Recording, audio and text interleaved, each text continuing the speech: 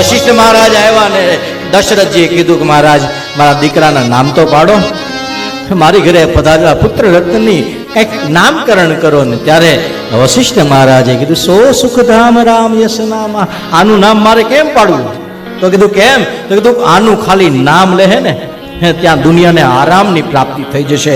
એટલે દુનિયાના અનેક ગામડાઓમાં જાઓ, આજે પણ હવેલી નહીં હોય એવું એકાદું ગામડું મળે, આજે પણ સ્વામિનારાયણ મંદિર ન હોય એવું એકાદું ગામડું તમને મળે, આજે પણ બીજા ત્રીજા મંદિર ન હોય એવું એકાદું ગામડું મળે, પણ ભારતનું ગામ હોય અને રામજી મંદિર ન હોય એવું દુનિયામાં એક ગામ ન મળે આખા ભારતમાં. આ રામ નામનો મહિમા છે. અને એટલા માટે જો આનંદ, જે આનંદ આપે છે, નહીતર ભગવાન જન્માને કેટલા વર્ષ થયા ખબર છે? 5,500 વર્ષ થયા. હા, સાચું કહીજો, તમે તમારા દીકરાના આમ કોઈ દી હિંચકેવો છે? હે, 5,500 વર્ષ પછી તમે 2 વાગ્યામાં આવી મહેનત કરતા હો અને કનૈયાને ક્યારેય બોલે છે સામું? પણ નહીં. એ ક્યારેક જો સપનામાં આવી જાય તો આ સપના જેવો સંસાર છે ને એ સાકર જેવો મીઠો થઈ જાય. એટલા માટે પૂજા કરો, એટલા માટે સેવા કરો, એટલા માટે એને હસાવો. એને પણ જુઓ, નહીતર આવી મૂર્તિ પિત્તળની આમ જુઓ તો કઈ મેળ છે? એક હાથ આમ, એક પગ આમ, પણ છતાં એને જ્યારે જુઓ મને લાગે છે વાલો જશોદાનો લાલો, માધવ મતવાલો મતવાલો. મને તો એવું ઘણું આવડે છે, પણ આપણે હજી આખો મહિનો બધું આજને દિવસ પૂરું થઈ જશે પાછું. તો એ કૃષ્ણ ભગવાનનું નામ એટલે જોવો ને, નાની અમથી મૂર્તિ હોય. હજી એક વખત આગળ કહીને એક પગલો આગળ જઈને કહું, ફોટો બનાવતા હોય ને, મૂર્તિ બનાવતા હોય, તમારા કોઈ ઓળખીતા હોય ને પૂછજો કે તમે ફોટો બનાવો, તમે મૂર્તિ બનાવો, ત્યારે તમારો એવો પ્રયત્ન હોય, તમે મનમાં નક્કી કર્યું હોય ભગવાન દાંત કાઢે એવી મૂર્તિ બનાવીશ, એ ના પાડશે. એ મૂર્તિ ગમે એવી બનાવે, પણ મૂર્તિનો જે શેપ છે, જે આકાર છે ને, એ હસતો જ આવે. કારણ કે ભગવાનનું નામ છે હસિતમ મધુરમ, મધુરાધિપતેર અખિલમ મધુરમ. એ હાલતો હોય તો સારો લાગે. હા, કોઈની ઘરે ગાયો ચરાવતા ફોટો પાડ્યો, અમે ચાલી છે, અમારી પાસે ફોટો નથી. આનો એ ફોટો છે. કોઈની ઘરે લડતા હોય એ ફોટો પાડવાનો હોય, આનો એ ફોટો છે. એ બધાય ફોટા જુઓ અને ગમે એ ફોટો જુઓ તોય તમને પગે લાગવાનું મન થાય. કારણ કૃષ્ણ અને દ્વારિકાધીશ આ જીવનનું, આ અવનીનું, આ ભારત વર્ષનું એ અસ્તિત્વ છે.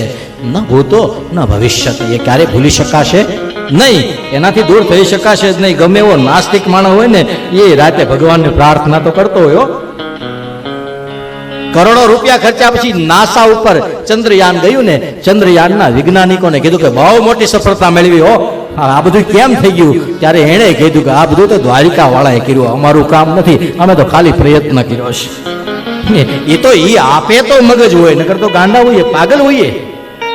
અને એટલા માટે ભાગ્યશાળી છે. ક્યાં સુધી? જ્યાં સુધી સવારે ભાખરી, બપોરે જમવાનું, સાંજે વાળું મળે ત્યાં સુધી ભાગશાળી છે. વાટે નો રહેવું હોય ને ત્યાં સુધી સમજવું બહુ ભાગશાળી છે. આંખ છે, ભાગશાળી છે. હાથ છે, બહુ ભાગ્યશાળી છે. પગ આપ્યા છે, થેન્ક યુ કહો ભગવાનને. આ દુનિયામાં ઘણા જન્મા છે એવા, એને આંખ નહોતી, લીલો કેવો કલર છે ને ખબર જ નથી. દુનિયામાં ઘણા જન્મથી એને કાન નથી, સંગીત કોને કહેવાય એને ખબર નથી.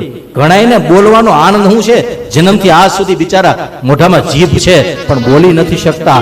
ઘણા એને નથી આપ્યું, એ મને તમને આપ્યું છે. અને એટલા માટે એ કૃપા તમામ વંદે પરમાનંદમ માધવમ. એટલા માટે ભગવાનને થેન્ક યુ. ઉમાશંકર જોશી કહે છે, ત્રણવાના મુજને દીધા હૈયું મસ્તક હાથ, બહુ દઈ દીધું નાથ, જા ચોથું નથી માંગવું. હાથ આપ્યા હોય, પગ આપ્યા હોય, માથું સલામત. આ માથું એક, પણ કેવડું મોટું કામ છે એમાં. 2 કામ, માથું સલામત એટલે 2 કાન હોય, નાક હોય, 2 આંખ હોય, 32 દાંત. મોટા ભાગનું કામ તો અહીંયા સસવાઈ જાય. આ બરોબર હોય એટલે બધું રેડી થઈ જાય. ઉમાશંકર જોશીએ કીધું કે આ બરોબર આપ્યું હોય ને તો પછી હાથે કમાવી લેવાય. દ્વારિકા વાળાની માનતા કોઈ દિવસ ન કરાય. આંખ જો પવિત્ર આપી હોય, કાન જો ભગવાને પવિત્ર આપ્યા હોય, જીભ ભગવાને વાપરતા આપડી હોય, આપી હોય, તો આ દુનિયામાં લોકો તમને પૂજે. લોકો તમારી રાહે બેસે. વાણી ખવરાવે લાડવા, વાણી ખવરાવે માર, વાણી વિચારી વાપરીએ તો ઉતરીએ પાર. વાણી લાડવા ખવરાવે અને વાણી મારે ખવરાવે. આનંદ કહે પરમાનંદા. માણસે માણસે ફેર, એક લાખો દેતા નો મળે અને એક ત્રાંબિયાનો તેર. એક આવે ઉભા થઈને બધાય વિયા જાય, એક આવે હાલતો જતો માણસ ઘોડી ચડાવીને ઉપર જાય, લ્યો આ ભાઈ બેઠા છે ઘડીક બેસી લઈએ. માણસે માણસે ફેર હોય. અને એ માણસ આપણે એની સાથે જ બેસીએ જેની સાથે બેસવાથી મને ને તમને થોડોક આનંદ મળે, થોડુંક સુખ મળે. અને આનંદ એ અપ્રગટ છે.